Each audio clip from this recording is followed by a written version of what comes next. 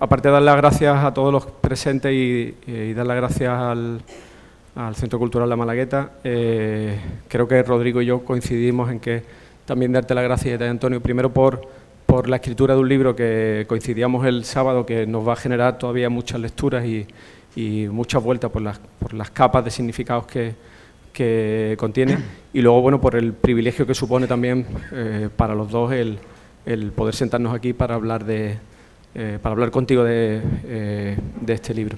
Decía que se nos ha quedado un lunes muy soler y con muchas continuidades dentro de lo que es esa casi heterotopía, que es eso que se ha dado en llamar el territorio soler, porque coinciden varias cosas que tienen que ver con los libros de Antonio Soler, ¿no? Voy a pronunciarlo con un poco de inglés de Torremolinos, ¿vale? Pero bueno, me gustaría de manera específica dar las gracias por estar aquí y darle la bienvenida a Simon Defholp. Siento la pronunciación, ¿vale? Es inglés de Torremolinos, insisto, y Catherine Phillips Miles. Ellos son los editores y traductores de... no sé si el nombre que ahora que he dicho estaba bien, pero son los traductores editores de Soldiers in the Fog, que es la versión inglesa del nombre que ahora digo, de Antonio Soler, que ve ahora la luz, como he dicho, en el Reino Unido. Y bueno, que coincida yo que fui un perro también con la salida de este libro, con el nombre de ahora digo, con los personajes del nombre que ahora digo, que luego tienen una continuidad en el espiritista melancólico, donde vuelven a aparecer otros personajes, y quizás alguno de los alter ego de uno de esos personajes, que es el padre Manrique, que aparece en el espiritista melancólico, pues nos dejó ayer, murió ayer. Yo recibí la noticia a través de otro personaje o semipersonaje de Antonio, y bueno, y Laureano Manrique es alguien con quien yo he hablado mucho de Juan Rulfo y he hablado mucho de Antonio Soler, y bueno, quisiera también un poco dejar encima de la mesa ese recuerdo que establece ciertas continuidades entre la aparición, presentación de este Soldiers in the Fog, que si no recuerdo, por lo que tú me has dicho, Antonio, era un poco el título original que tú pensabas darle al nombre que ahora digo, de esa aparición, de esa presencia de alguna manera espiritual del padre Manrique, del Laureano Manrique, y la continuidad que supone también el uso de determinados materiales que aparecen, por ejemplo, en el nombre que ahora digo, el uso de los cuadernos, de los diarios y demás, que es algo que también en otros libros de Antonio aparece, pero que ahora se conforma un poco en la estructura de la obra, y que parte aparentemente de una ausencia de peripecia, de que la existencia de un libro que se basa en el diario, la existencia en la redacción de un diario, y que aparentemente está teñido por la ausencia de peripecia. Te lo comenté cuando hablamos, pero creo que he cambiado de idea acerca de que el libro no tenga una peripecia, porque si es cierto que eso que se ha llamado el territorio soler, yo recuerdo también, no sé si alguna conversación contigo, cuando salió Los Héroes de las Fronteras y demás, que no sé si eras tú el que lo decía o lo decía alguien, que era un libro donde había que entrar con escafandra, ¿no? Lo dijo el editor Jorge Hernández. Pues creo que esa entrada con escafandra en un mundo exterior es de alguna manera, a través del recurso de la construcción del diario, es el viaje y es la peripecia que podría estar también y que justificaría la existencia, afirmar que existe también una peripecia en de alguna manera, el libro de viajes interior, que es Yo que fui un perro.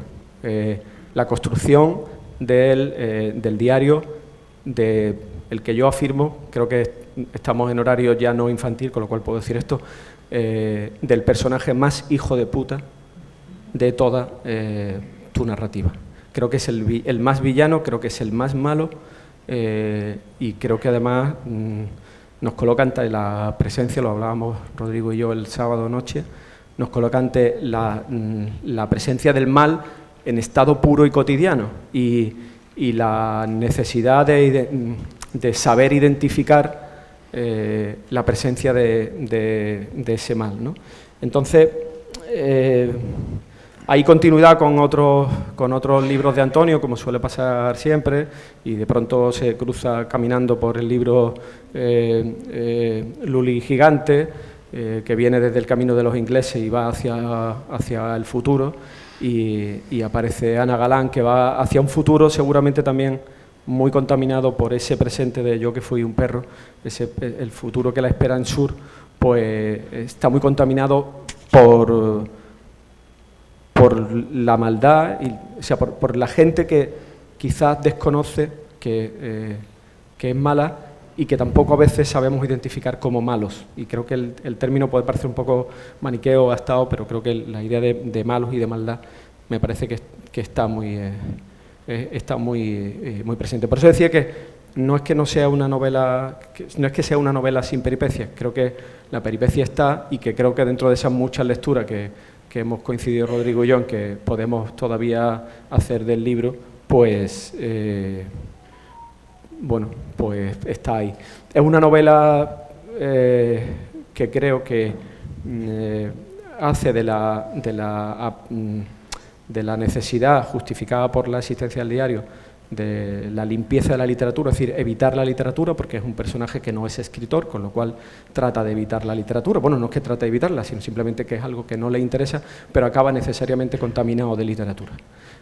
Primero porque tiene una serie de lecturas, porque hay además un personaje que le empuja a la lectura. Este señor es médico y hay una larga tradición de médicos humanistas en la historia de la literatura y también en la historia de la medicina, pero él no es alguien que se dedique a la literatura, no es alguien que vea el mundo a través de la escritura, con lo cual eso también explica muchas conductas del personaje, pero claro, no puede renunciar a la literatura, y no renuncia a la literatura porque se contamina del árbol de la ciencia, porque se contamina de Bendición de la Tierra, que también aparece citado, de la presencia de... Soy incapaz de pronunciarlo correctamente, me cuesta trabajo pronunciar los nombres de los muebles de Ikea, y el caso de Per Lanswick o no sé qué, tampoco soy capaz de pronunciarlo muy bien, ¿no? Pero el enano, que supone un poco la columna central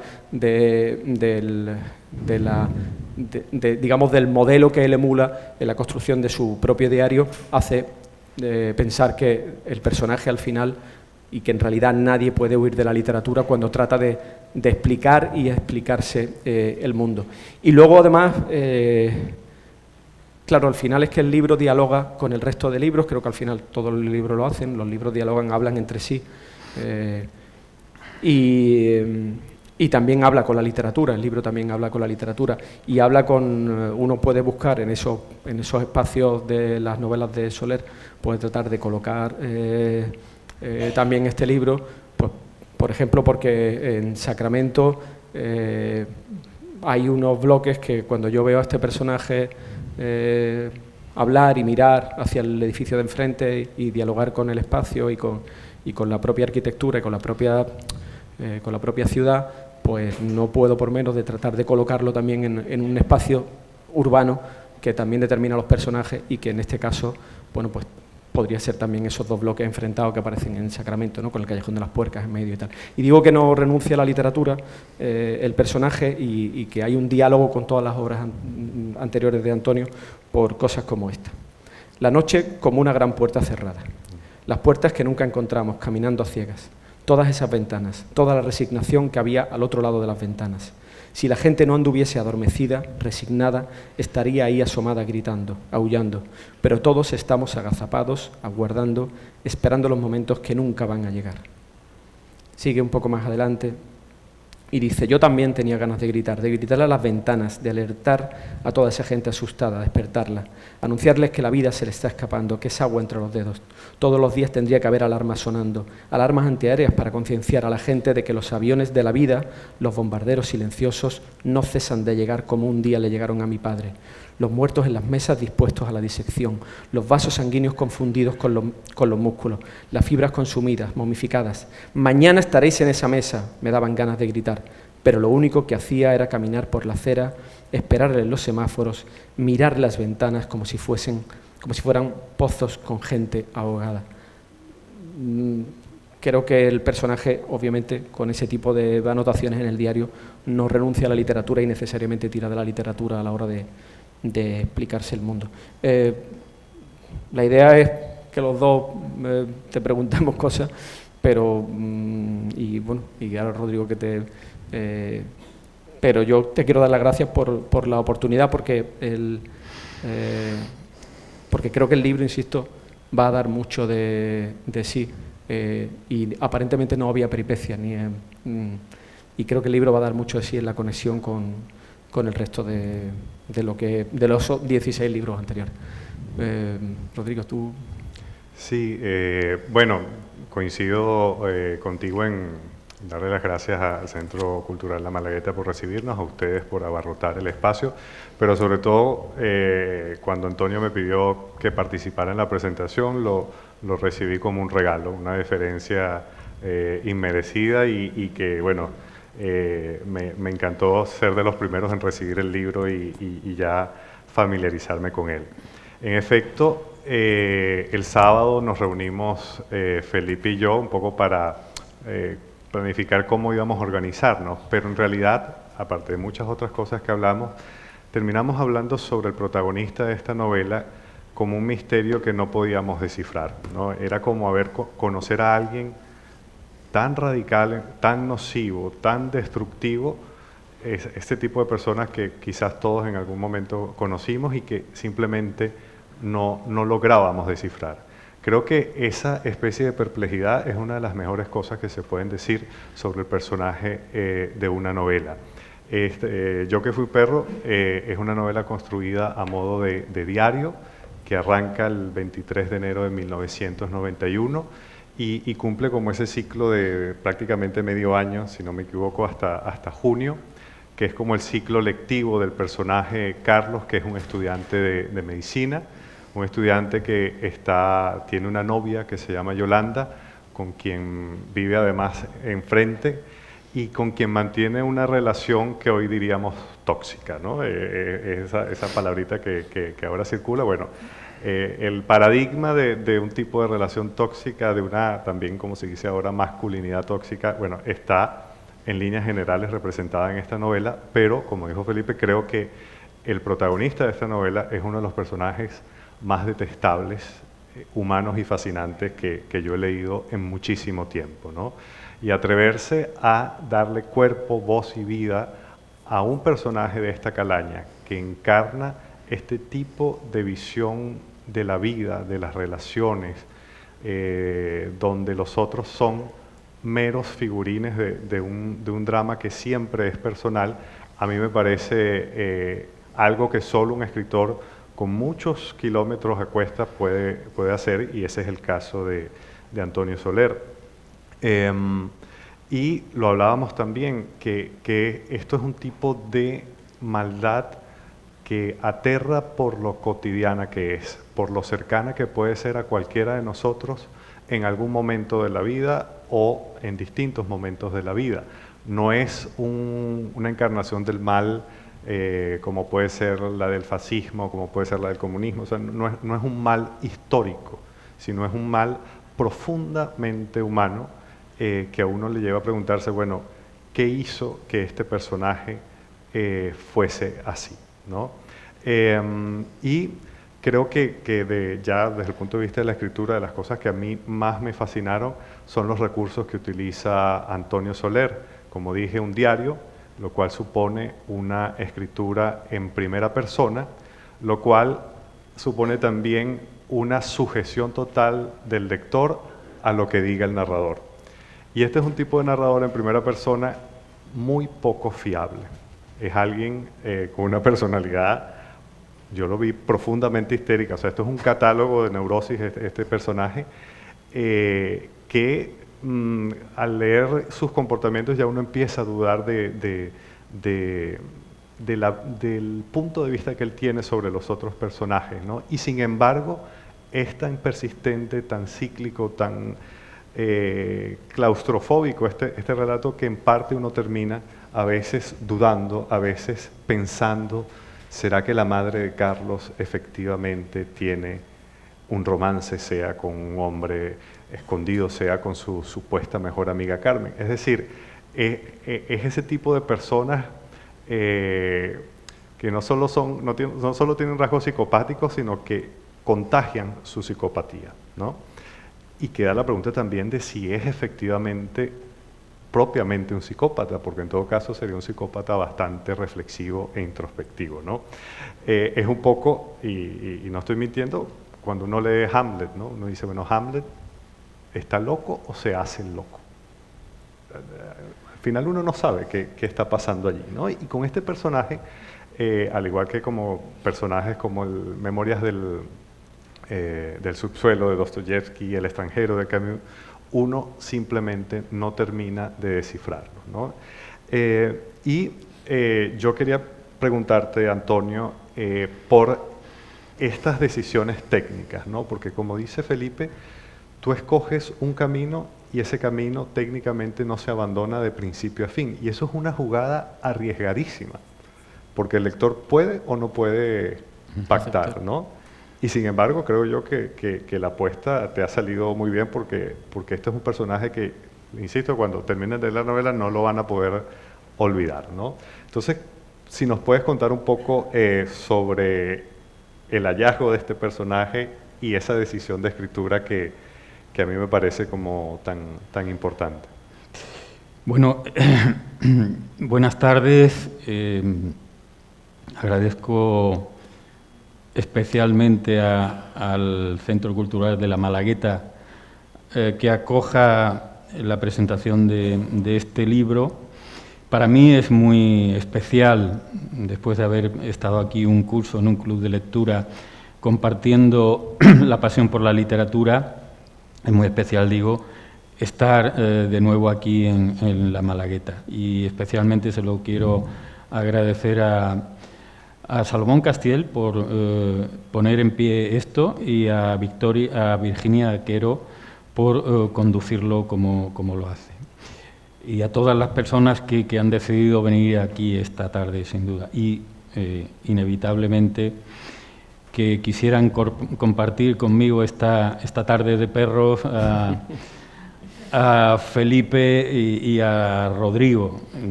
Felipe, ya lo siento, Felipe, pero somos viejos amigos. Sí. Y Rodrigo, que entiende mucho de perros, y si no, lean su novela Simpatía. Son otros perros más amables quizás, pero perros al cabo. Y yo sí daría todavía más las gracias al Centro de la Malagueta si permitieran entrar a una mujer de rojo que hay en la puerta, que ha venido de Estados Unidos, y aquí hay una silla. Si la pudieran dejar entrar, yo se lo agradecería mucho.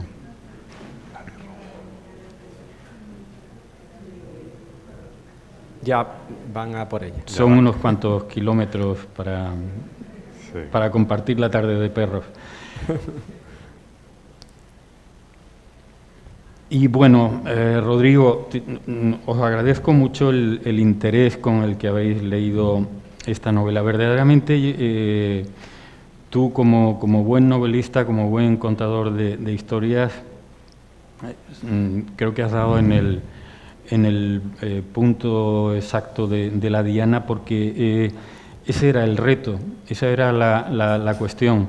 Normalmente cuando un escritor aborda una novela, aunque lo haga en primera persona, tiene la posibilidad de ir dando distintos puntos de vista a los diferentes personajes y, por tanto, dotarlos de una vida más comprensible. En el caso de un diario, el punto de vista es único y los demás personajes están vistos a través de un cristal, que es el cristal, la mirada de uno de los personajes de la historia. Y nos tenemos que fiar de él o no. Y ese era el riesgo fundamental. Es decir, hasta qué punto nos vamos a creer lo que este individuo nos está contando y hasta qué punto la desconfianza que él va a generar puede sacar al lector de la novela o no. Puede decir, bueno, si este individuo me está contando una patraña, ¿para qué voy a seguir yo leyendo? El pulso consistía precisamente en eso, en interesar al lector y a que llevar al lector a que conociera los puntos débiles, los puntos, podríamos llamar, de fricción de este personaje con la realidad, con eso que llamamos la realidad, y a partir de ahí componer la historia y a partir de ahí interpretar a los demás personajes. Yo no sé, Felipe, si este es el más malo de los malos. Algunos me han salido especialmente mal dotados en este sentido. En cualquier caso, yo diría que es un aprendiz avezado de manipulador que se mueve en unos términos que yo creo que son muy, muy peligrosos, que son el de la inseguridad y el de la frustración. Y esas dos cosas sumadas en día a día, cuando su deseo de manipular no llega a ningún puerto, pueden desembocar en situaciones bastante comprometidas, por llamarlo de algún modo. Te explico por qué creo que es el más malo. Porque va de paisano, porque no se detecta. Porque va de paisano, efectivamente. Porque es un malo que no lleva una etiqueta de malo. Entonces hay otros personajes tuyos que son como para no invitarlos en Navidades a cenar, pero claro, los ves venir, te los cruzas por la calle y lo identificas como un malo. El problema de Carlos Canovas Merchant es que es alguien que pasa completamente desapercibido. ¿A quién hemos conocido? Claro, claro. Y luego además el recurso al diario pone encima de la mesa, o pone más bien en la pared, un espejo muy incómodo, que es la posibilidad de que uno, como lector, aun desconfiando del narrador, al final la literatura se basa también en la identificación. Uno, como lector, en un determinado momento puede identificarse con determinados postulados. Y si uno piensa, cuando está leyendo, que está ante un malo, y de pronto le salta una alarma diciendo yo también he podido pensar esto en algún momento, o yo he sufrido esto, que sería el otro aspecto, es decir, Yolanda, es decir, el personaje femenino que supone el principal tormento del narrador, alguien puede de pronto verse ante conductas como las que plantea el narrador, conductas de control, conductas de vigilancia, conductas de manipulación, y no ser consciente de que está sufriendo o ha estado sufriendo ese tipo de conductas. Y entonces, como es un malo sin etiqueta, me parece que es todavía más malo, porque esos malos, los malos con etiqueta, los recluimos, ya que he citado antes Foucault, pues a los malos con etiquetas los recluimos incluso en un panóptico donde los podamos vigilar y castigar. Pero el malo sin etiqueta lo invitamos en Navidades, le hacemos un regalo en el día de su santo y por eso creo que es más malo, porque no lo ves venir, porque te apuñala y no ves venir el puñal. Es un poco, por eso te digo que creo que es el peor de todos, porque es el más común de todos, con lo cual por encima un poco esa idea de que los malos están entre nosotros y los monstruos están entre nosotros, mucho más que lo que parece. Sí, pero básicamente se trataba de esto y de desarrollar ese personaje que puede pasar por un chico normal. Yo encontré el origen de la novela, encontré las páginas de un diario metidas entre unos libros. Esto que puede parecer un recurso literario, en este caso fue estrictamente cierto.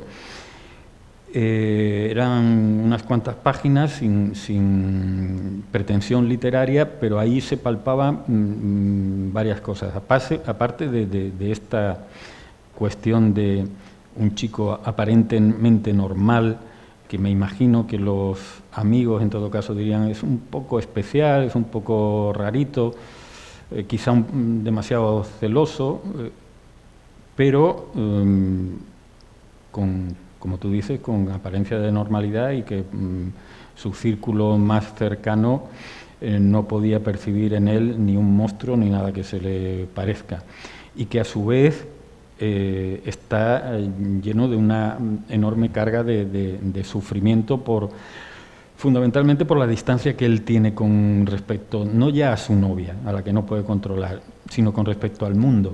Esta sensación de no estar en la órbita de sus amigos, de su mundo estudiantil, incluso familiar, lo va cargando esa batería como digo, de frustración, de amargura.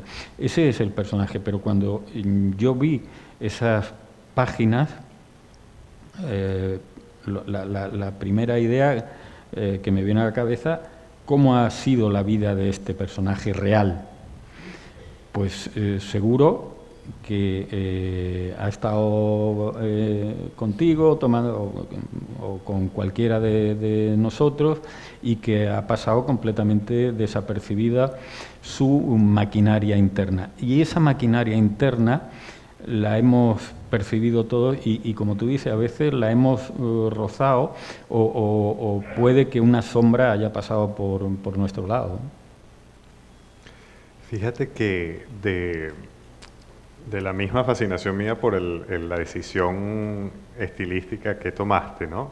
Esa primera persona, uno podría pensar que el registro del mundo es limitado, ¿no? Limitado a los devaneos de adolescencia tardía de este personaje con la novia y con los amigos. Y sin embargo, por lo menos para mí, desde una perspectiva, vamos a decir desde afuera, ¿no? De inmigrante, creo que la novela también refleja muchos matices de la sociedad, del mundo en esa época del año 91. Por ejemplo, es un estudiante de medicina, pero parece vivir en un contexto de una pequeñísima burguesía para quienes estudiar medicina representa un ascenso social.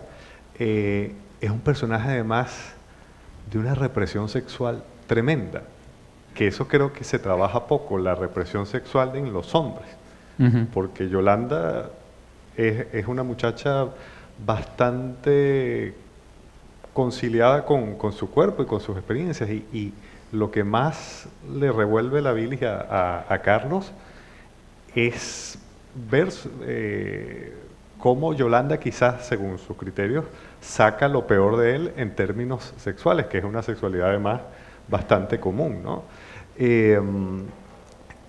Lo comentaba con Felipe también, es que en serio estábamos tratando... Tuviste una sesión previa. Sí, el sábado por la noche dio mucho de sí, ¿eh? A ver qué hacíamos. Y todo lo que tomamos fue sin alcohol, también tengo que decirlo, para que quede también claro. Y lo comentaba con Felipe, o sea, también esa sociedad de los años 90, vamos a generalizar, la España de los años 90, en esa novela también luce, comparada con hoy, bastante salvaje, ¿no? Un poco como esa España de los 90 de las novelas de Miguel Ángel Oeste. O sea, es decir, el espectro que abarcas de manera muy sutil es impresionante, ¿no? Entonces, ¿cómo fue como imbricar también ese contexto de época, esos matices de la clase social, de lo sexual, con tan pocos recursos, ¿no? Sí, se trataba de... Este me parecía que era otro desafío. A partir de, como decías, Felipe, de una historia mínima, en apariencia, un chico que estudia medicina que tiene celos de su novia. Básicamente en esto consiste la novela. Y luego los flujos subterráneos tienen que ser bastante más abundantes para generar interés y para que esa historia lleve al lector a algún sitio, a algún punto de reflexión, de indagación en sí mismo, aunque sea. Y efectivamente, cuando empecé a trabajar el personaje, fui, yo diría que mansamente, porque la novela, la escritura ha transcurrido de un modo muy fluido, muy suave, muy manso. Crear círculos concéntricos cada vez más amplios en los que estaban los amigos, los compañeros, el ámbito familiar y la relación de este personaje con ellos. Y el mundo, la sociedad en la que están viviendo. Yo encontré esos papeles en la fecha en la que dato la primera entrada del diario, en enero del año 91. Cuando iba a empezar a escribir, pensé, ¿dónde, en qué época sitúo la novela? Podía ser perfectamente en el año 2021, 2022, 2023.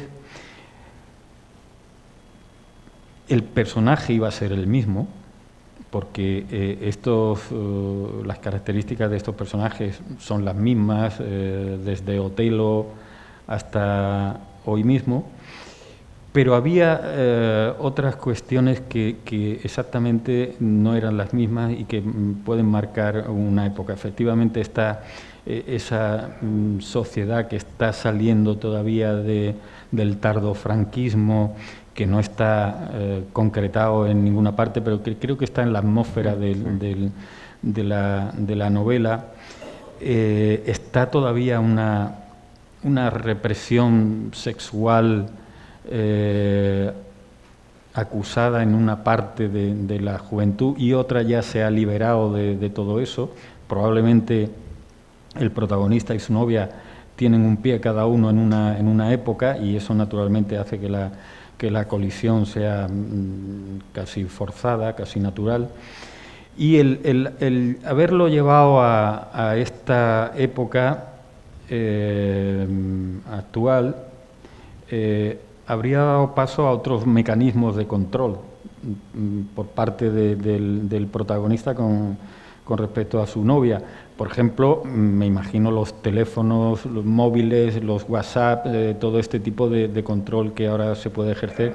Y me pareció que eso no era necesario, que el sustento, la base de todo eso se puede dar sin ese aparataje tecnológico. En ese sentido, mantuve algo que estaba en el manuscrito original, que era algo que me interesó mucho, la situación en la que él vivía con respecto a la novia. Es decir, él vive en un edificio y la novia vive en el edificio de enfrente, de tal modo que la fachada, como has dicho Felipe, la fachada del edificio de la novia se convierte en una especie de tabla informativa, un tablero que genera un morse a él.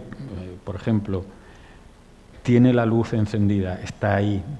La luz no está encendida, las cortinas no se han movido, son las 10 de la noche, ¿dónde está? Eso le suscita celos que pueden ser actuales o incluso retroactivos, porque no solo tiene celos de quién te está mirando, a quién estás mirando, sino a quién quisiste.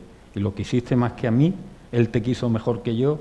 Todo esto, como decía antes, tiene la base en la inseguridad y en la frustración del personaje. Hasta los hermanos, hasta el hermano claro, menor, claro, sí, eso puede dispararse en todos los sentidos. Está durmiendo en la misma habitación que su hermano, que ya tiene bigote y que no sé cuánto, la está viendo desnuda. Otra información que él percibe continuamente y que a veces vive como una agresión. ¿Por qué lleva ese vestido? Se está asomando a la ventana y se le ve todo, lo puede ver otro vecino, tengo que regañarle, la tengo que llevar por el buen camino. Básicamente esta es la historia. Él tiene un código según el cual el buen camino es el que él considera el buen camino, y a ella la quiere llevar por el buen camino, aunque todos sabemos que es un camino bastante tenebroso.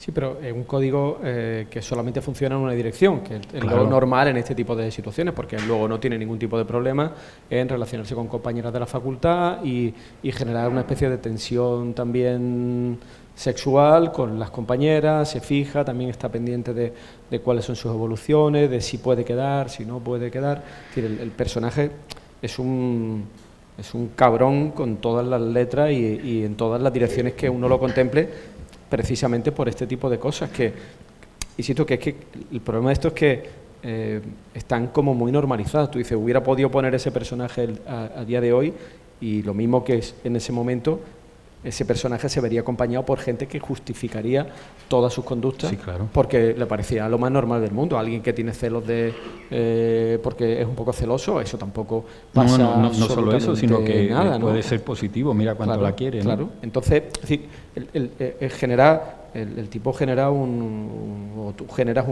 un arquetipo que permanece en el tiempo, es decir, que tú has anclado en Otelo y que tiene una larga tradición literaria. Pero me interesa mucho, y lo hablábamos también el sábado, ya no vamos a salir más los sábados, la idea de que, creo que Ariadna Harwick, que estuvimos también hablando de ella, dice que escribir es huir del autoengaño, ¿no? El tío escribe el diario, pero precisamente para consolidar el autoengaño, porque lo que hace es él está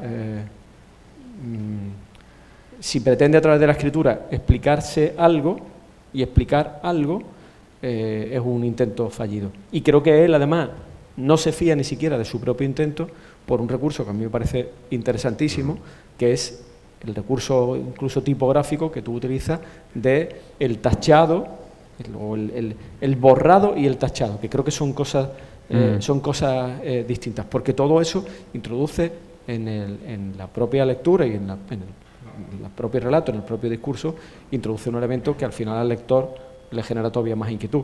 ¿Qué habrá borrado este tipo si en su propio diario el tío borra parte de las entradas? O sea, si ya lo que hay es bastante repugnante, lo que está borrado, ¿qué es lo que tiene? ¿Qué es lo que contiene? Entonces, me gustaría un poco que hablaras de esa utilización de ese... Porque sí, tú ya has utilizado recursos parecidos, es decir, tipografías distintas y tal. Es decir, con este tipo de cosas has jugado, pero claro, aquí ya lo llevas como al extremo ya, ¿no? Sí, claro, porque eso está en la propia naturaleza de la escritura de un diario. El diario, si está escrito por un escritor con vista de que luego se publique y se ha leído, eso no tiene nada que ver con esto, ¿no? Pero, ¿qué lleva a alguien a escribir un diario? En el caso de este personaje, reflexionar sobre algo que está en nebulosa, que permanece en nebulosa y que mientras no se verbaliza, no se racionaliza. O la idea de, cuando pase el tiempo, volver a recuperar una época. Yo creo que en el caso de este personaje es la primera opción.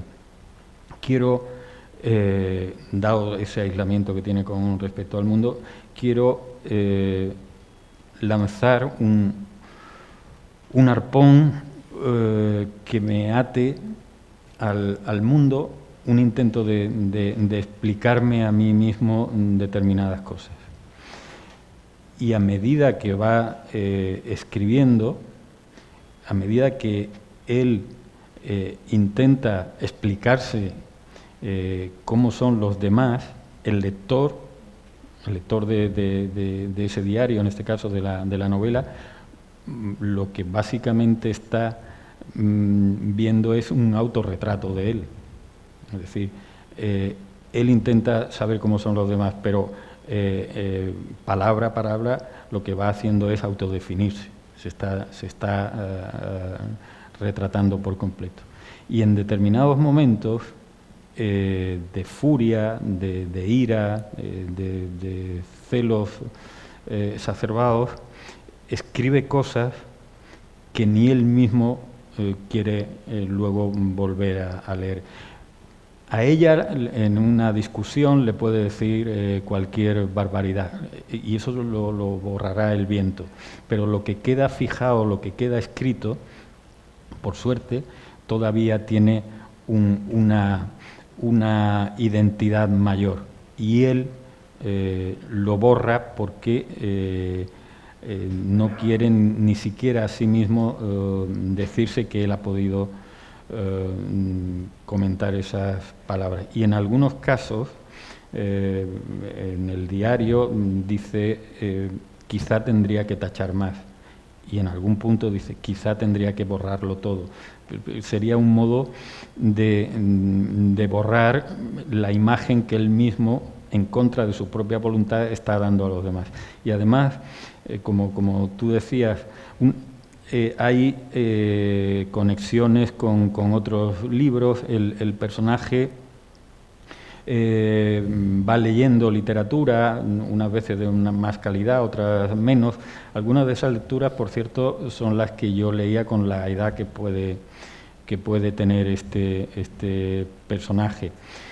Y eso, en cierto modo, justifica que a veces escriba bien, que no sea el autor de aquellas páginas que yo leí, que si yo hubiera escrito en ese tono, seguramente el lector habría abandonado a la tercera, a la cuarta página.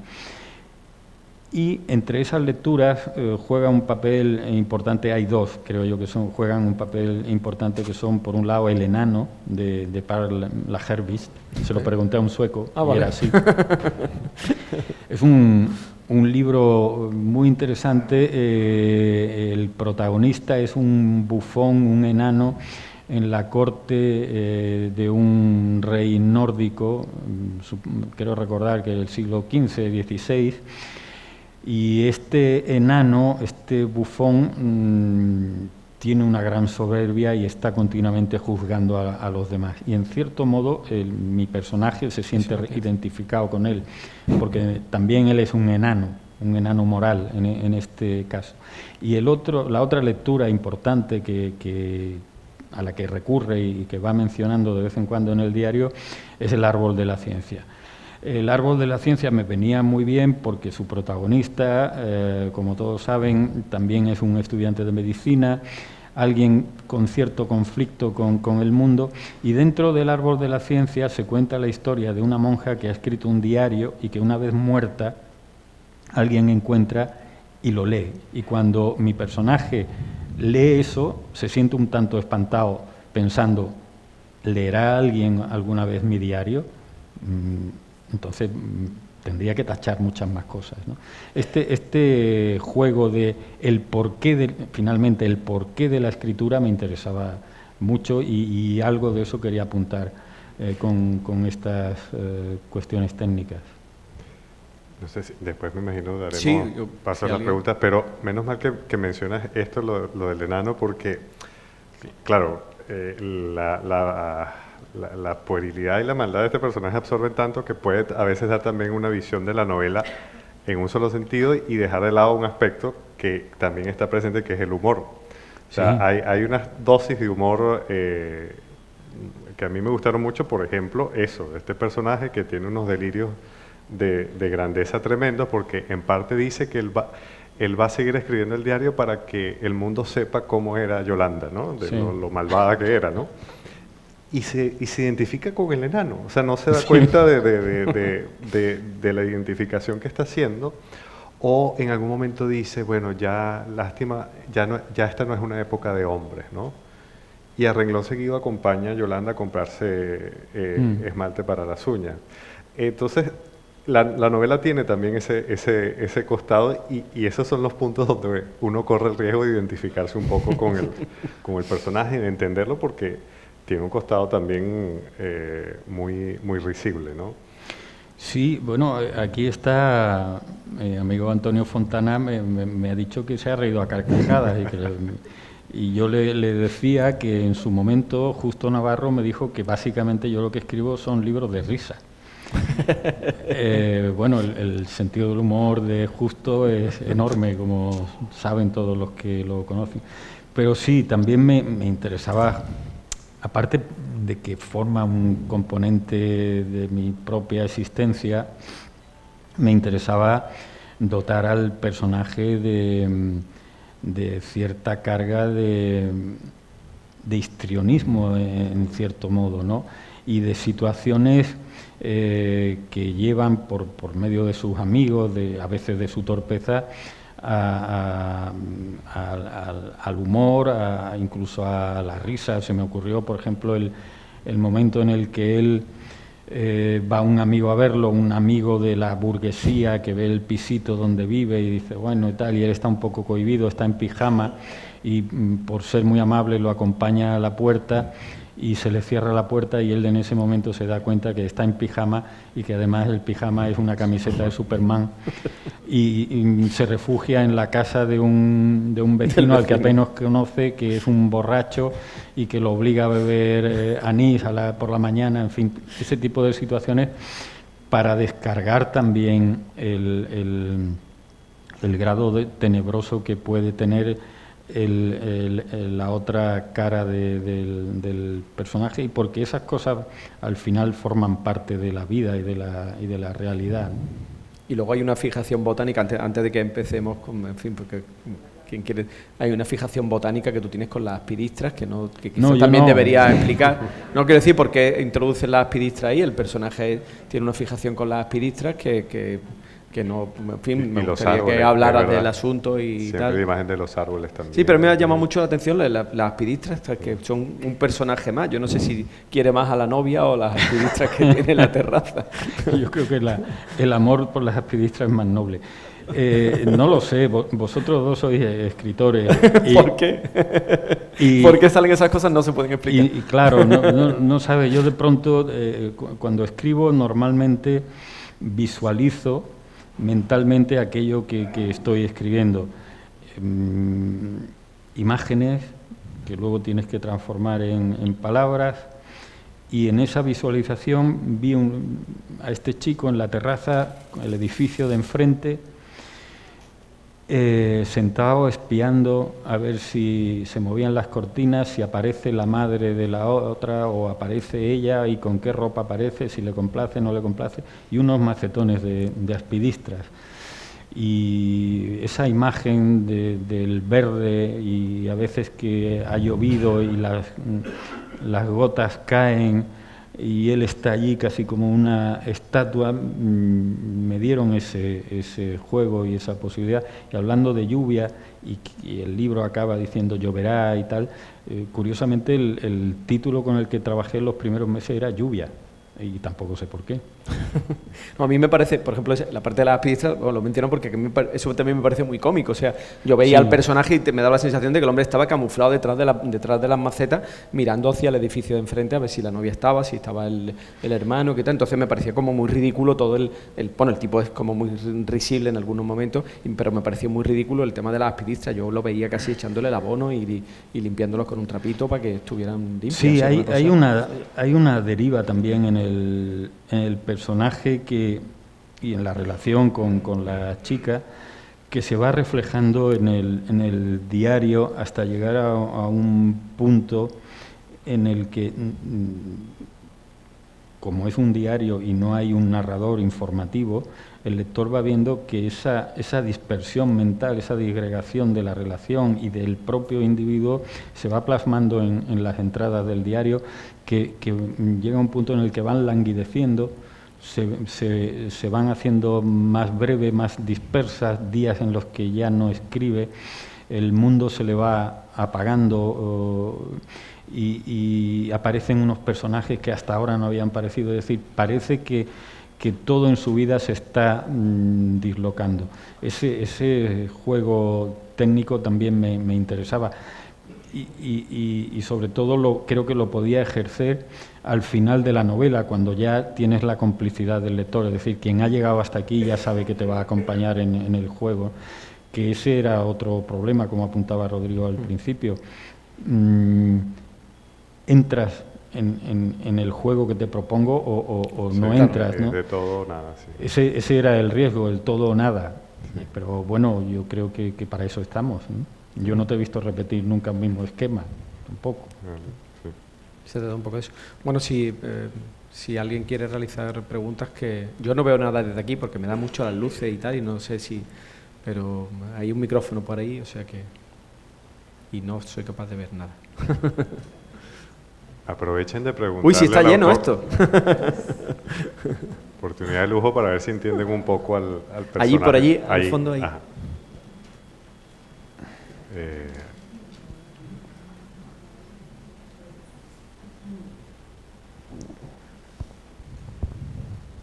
Bueno, sí, bueno, me atrevo, pero con algo de miedo. Pues son 130 y algo personas. Que hemos superado el aforo, por eso pitas como los ascensores. Las que hay aquí. Yo quería añadir una casualidad al lunes muy soler. Yo vengo del Colegio de Abogados. He asistido a una conferencia que ha durado 1 hora y algo, más después las preguntas, casi 2 horas, que ha dado un funcionario del Cuerpo Facultativo de Prisiones, que es psicólogo, profesor de la facultad y especialista en violencia de género. Y ha estado durante 1 hora y media, en base también a algunos esquemas, algunas estadísticas, desgranando cómo es la personalidad de un maltratador normalizado. Están después los no normalizados, que eso no era el caso. Y punto por punto, después de 1 hora y media hablando, yo la sensación que he tenido es que se había leído el libro de Antonio. Se lo he preguntado al final, no se lo he leído, ¿no? Pero me ha llamado muchísimo la atención porque incluso, aparte de lo más evidente o lo más conocido, ha dado 2 datos que no son muy comunes, incluso que no los comparte una parte importante de la disciplina, que son que los maltratadores tienen la estima muy alta y que la auténtica dependencia se da del maltratador hacia su víctima.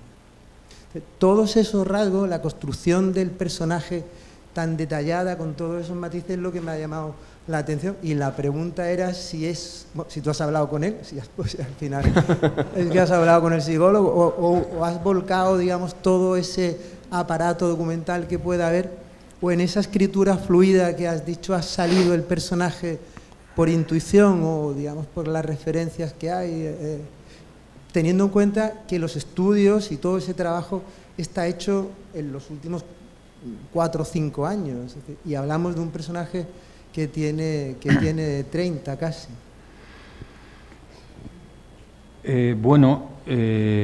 La documentación no sé cuál puede haber por ahí. No es algo que yo haya trabajado en absoluto. Yo creo que un novelista debe tener la suficiente empatía como para indagar en otras cabezas que pueden ser muy diferentes a la suya.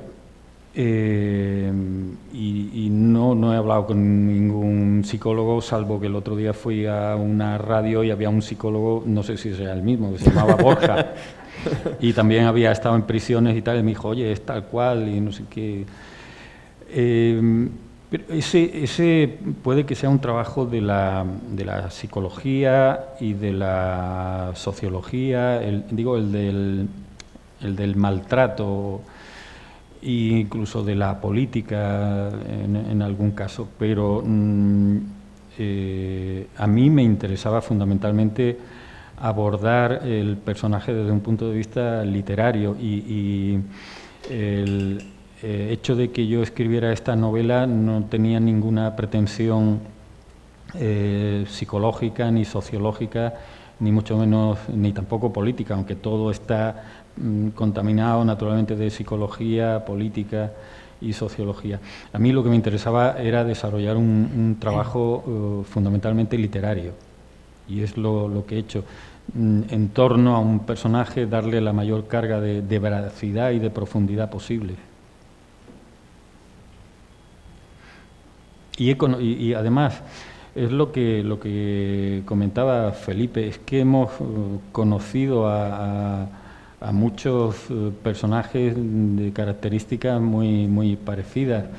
Quien escribiera estas páginas que yo encontré, seguro que no ha salido en ningún telediario, ni ha sido noticia por haber matado a nadie, ni nada de esto, pero el germen ese virus larvado estaba ahí como está en la cabeza de mucha otra gente con la que nos hemos topado, ¿no? Entonces, en conversaciones, en palabras sueltas que vas oyendo, conversaciones, por ejemplo, en núcleos de hombres, puedo recordar el ejército, en ámbitos así muy cerrados, se dicen cosas que si se grabaran y luego se le pusieran, algunos años después sobre todo, al individuo, se quedaría un poco perplejo y las negaría, acabaría tachándolas como este personaje tacha algunas de las entradas del diario.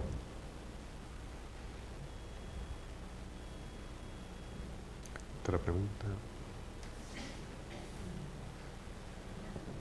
Hola, gracias. Hola.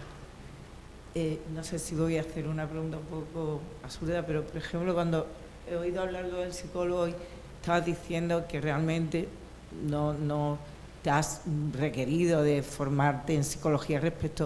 O sea, yo imagino, desde persona que no soy escritora, o sea, que tú vas formando un personaje, imaginando cómo va a ser una persona así, ¿no?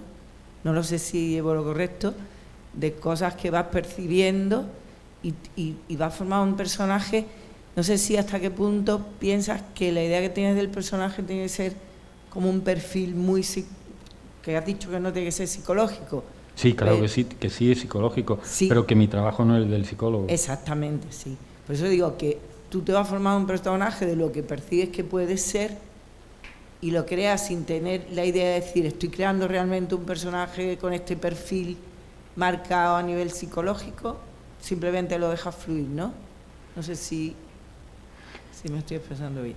O sea, cuando hablamos, pues está hablando de un maltratador, está hablando de un personaje con una maldad. Sí, si pretende crear una categoría o si tiene una finalidad. No. Eso. No pongo una etiqueta y a escribir sobre alguien que corresponda a esa etiqueta. No, escribo sobre una persona que es de ese modo, que tiene en muchas ocasiones contradicciones y que va fluyendo. Pero, sí, que va fluyendo en tu mente de una forma... Sí, pero como yo no sé cuántos personajes he creado en estos 40 años, pero como otros... yo le he preguntado porque como estabas marcando como un perfil muy de maldad, muy de eso, por eso... Sí, pero es un personaje con unas características, pero que no es un robot ni nada de esto, no se corresponde con, como dice Felipe, con una categoría exacta y cuadriculada. Así van saliendo los personajes, les va dando vida, palabra a palabra, situaciones, y este personaje, aunque la gran diferencia es que él es el que tiene la voz, que esa es la gran diferencia, los demás personajes están supeditados a lo que él nos diga de ellos, pero el personaje a la hora de escribir para mí ha surgido o se ha desarrollado como cualquier otro.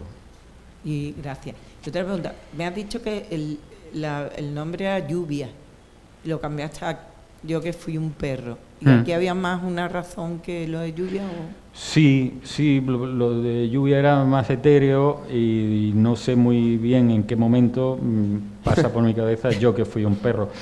Probablemente porque en algún momento el personaje está escribiendo, si ella cree que yo voy a ser un perrito faldero, está equivocado. Gracias.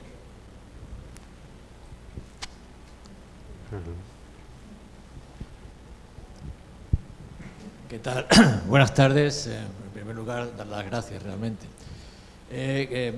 Quizás la pregunta, dado los términos coloquiales, puede sonar un poco, por mi parte, lanzada, porque no he leído Yo que fui un perro, pero escuchando a Felipe, escuchando a Rodrigo, escuchando a Antonio, a mí se me han venido a la cabeza recuerdos de fondo de la obra de Sacramento, por la sensación de profunda represión y de morbosidad que también la obra de Sacramento el personaje tiene, por ese fondo de mal que el personaje Sacramento también tiene, aunque se desarrolla evidentemente como personaje literario y personaje real, evidentemente muy distinto. Por tanto, en este estado de coloquio en que estamos y sin poder, evidentemente no he leído el Yo que fui un perro, te quería preguntar si hay connotaciones o hilos conductores o algo en lo que tiene que ver el personaje de Sacramento en ese fondo de represión profundo, en otra época completamente distinta, evidentemente, muy distinta, mucho más lejana, y ese tardo franquismo en el que tú te has referido en algún momento, que también existe ese fondo represor, ese fondo profundo de morbosidad que uno encuentra en las palabras que has estado hablando de relación de él con respecto a la mujer, con respecto a Yolanda, me parece que es, ¿no? Es la pregunta que yo quería preguntarte. No, a la hora de escribir no he tenido en cuenta esa similitud, aunque algo hay. En ese sentido podríamos decir que el personaje de esta novela es un aprendiz al lado de Hipólito Lucena, el protagonista de Sacramento. Y allí está mucho más desarrollada la cuestión social, el contexto histórico en el que se desarrolla. Aquí todo está apuntado de un modo bastante más sutil, más pasado por el filtro de la mirada de este personaje en determinados momentos, mientras que en la otra el rigor histórico se imponía en la historia y no se podía prescindir, ¿no?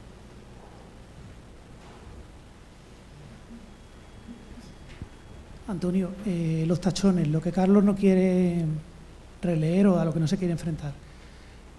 A medida que escribías, ¿sabías lo que quitarías? ¿Esa idea viene después? Es una curiosidad. No, surgió en la primera página, que todavía se me ocurrió algo bastante más complicado y que inmediatamente vi que no se podía desarrollar, que eran las correcciones que nosotros hacemos cuando estamos escribiendo. Es decir, donde ponía la cara amoratada, tachar amoratada y decir la cara tumefacta. Eso me parecía que enrarecía demasiado el texto y lo iba a empantanar innecesariamente. Pero ya ahí empecé esta otra forma de menos técnica, pero de tachar el contenido, ir tachando contenido. Y lo hacía sobre la marcha. Muchas veces ponía barbaridades y las tachaba a continuación. Luego llegué a un acuerdo con la editorial de, pues claro, con el ordenador todo quedaba como muy una tachadura muy geométrica. Y yo lo que les dije a ellos, no, lo que hace, está escribiendo a mano y lo que hace es tachar con un bolígrafo. Entonces la estupenda editora Lidia Rey inventó estos trazos que son exactamente lo que yo quería, pero surgió sobre la marcha y desde la primera página.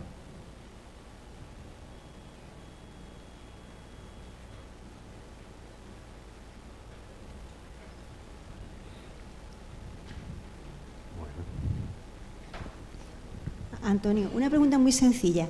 Una persona tan controladora como este personaje, bueno, yo no la he terminado de leer, también lo digo, nunca fecha las entradas, y eso a mí me extrañó especialmente, porque alguien tan controlador podía haber pensado, así mido los días que ha hecho tal cosa o hace tantos días que no.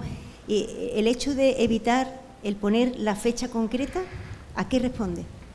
Pues es una cuestión que lo pensé, pero es una cuestión muy banal, que probablemente para el personaje tuviera algún sentido, pero para el lector no. Y lo que pasa es que tú eres muy puntillosa, la puntillosa eres tú.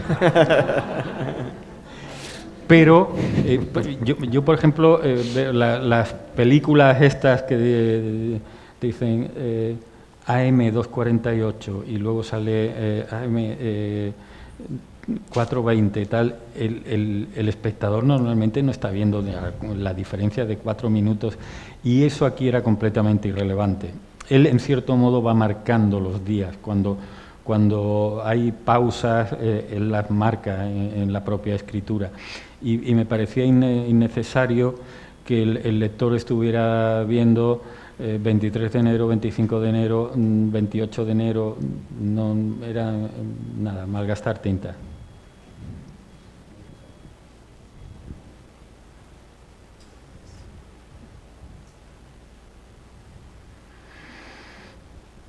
Allí tiene una pregunta. Yo quería saber una cosilla. ¿Nos podrías decir qué tanto por ciento hay en tus libros de vivencias reales y qué tanto por ciento hay ficticio? No, eso no se puede preguntar. Está prohibido en las normas del Centro Cultural La Malagueta. ¿De vivencia real prohibido. Y de...? Ficticias. Todo es ficción. Sobre todo. Con lo cual abriríamos un debate importante sobre esta cuestión. Sí, ahí podríamos estar varias horas. Vamos a ver.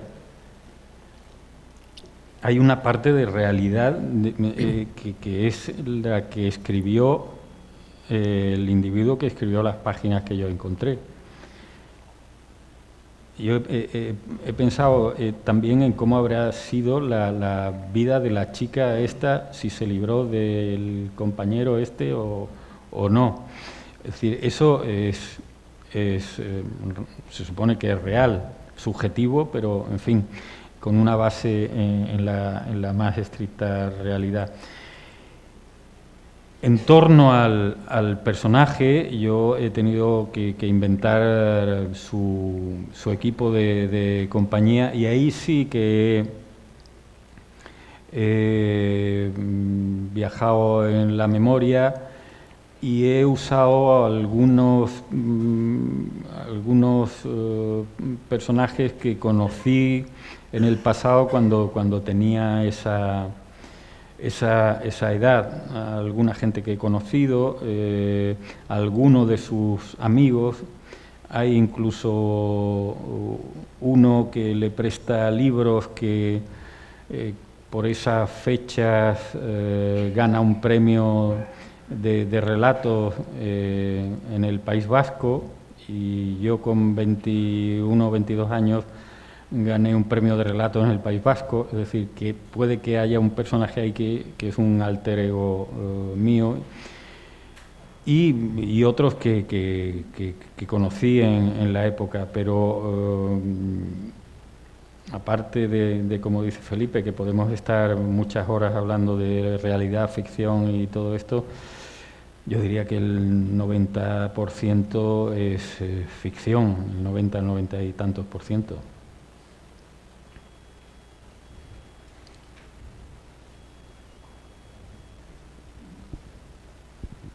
Yo quería saber cómo ha sido la convivencia del autor con el personaje. Es un personaje con un trastorno de la personalidad, es complejo, tiene muchos entresijos, me imagino, no he leído la novela, pero la leeré. ¿Y cómo afecta? ¿Seduce? ¿Interesa? ¿Horroriza? ¿Cómo se lleva la relación con un personaje así, que me imagino que ha llevado bastante tiempo elaborarlo, escribirlo, imaginarlo? ¿Cómo se siente desde la cabeza del escritor, del autor? Sí. Vamos a ver, no ha sido muy tormentoso. Antes han hablado de Sacramento. Para mí la escritura de esa novela, de Sacramento, fue muy tortuosa. Técnicamente quizá era más fácil que la anterior, que era Sur, que era una novela de estructura compleja, pero que para mí fue muy divertido escribirla. Yo cuando me ponía por las mañanas a escribir Sur tenía la sensación de que iba a la feria. Cuando escribía Sacramento iba a misa, y no me gustaba lo que me estaban dando allí. Fue muy complejo convivir durante tiempo con ese personaje. En el caso de Yo que fui un perro no ha sido así. Quizá porque la pieza maestra me la dieron aquellas páginas. El personaje yo lo tenía medianamente compuesto en la cabeza a partir de esas páginas y lo que me quedaba era desarrollarlo narrativamente. Y la convivencia, yo me recuerdo escribiendo las primeras novelas de un modo obsesivo, pensando en ellas todo el tiempo, momentos que estaba con otras personas, desde luego momentos de soledad, una y otra vez, volvía a la novela, las situaciones, imaginaba cómo las iba a desarrollar. Eso con el tiempo, no sé si por experiencia, por cansancio o por el motivo que sea, ha ido disminuyendo y yo convivo menos con las novelas ahora mismo de lo que convivía 30 años atrás, y es algo que me viene ocurriendo desde hace, pues yo diría como 10 o 15 años, no lo sé, yo creo que es un proceso bastante gradual, pero el grado de obsesión, de permanencia de la novela en mi cabeza es bastante menor en los últimos tiempos.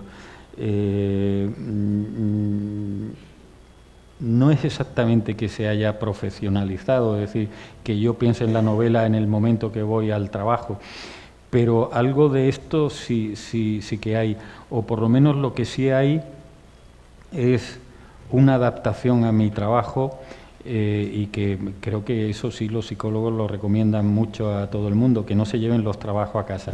Yo me lo llevo a casa porque trabajo en mi casa, pero sí tengo horas de desconexión, es decir, me levanto y, salvo cuestiones puntuales en las que si voy al ordenador o a una libreta y anoto cosas que quiero desarrollar, normalmente dejo de escribir y aparco la novela. Yo no he convivido, por suerte, con Carlos durante un año, que ha sido más o menos el tiempo que he estado escribiendo, y como decía, la escritura ha sido bastante fluida y no atascada ni tormentosa. Ha sido, antes mencioné la palabra, ha sido bastante manso, curiosamente, escribir con este personaje en compañía suya. Hay algo que, a pesar del tiempo, yo creo que llevo escribiendo unos 40 años, hay algo de todos modos en todo esto que para mí sigue resultando un tanto misterioso, y es que ellos son más jóvenes, pero me imagino que os pasará con el tiempo. Pero hay algo de esto que es la falta de control racional sobre aquello que estás escribiendo. Y yo no creo mucho ni poco, en las musas, ni en las inspiraciones esotéricas, ni nada de esto. Pero sí es cierto que como escribir significa estar en contacto con el subconsciente, con lo que no está racionalizado, con ideas un tanto evanescentes, el control de todo eso es difícil de llevar a cabo. Siempre hay un componente de sorpresa, de improvisación. La improvisación siempre está, por mucho que yo tenga pensado el núcleo y el desarrollo de lo que voy a escribir. Hay momentos de vértigo creativo, donde de pronto todo se afina, adquiere otra velocidad, y eso no se puede calcular, y eso sigue ocurriéndome.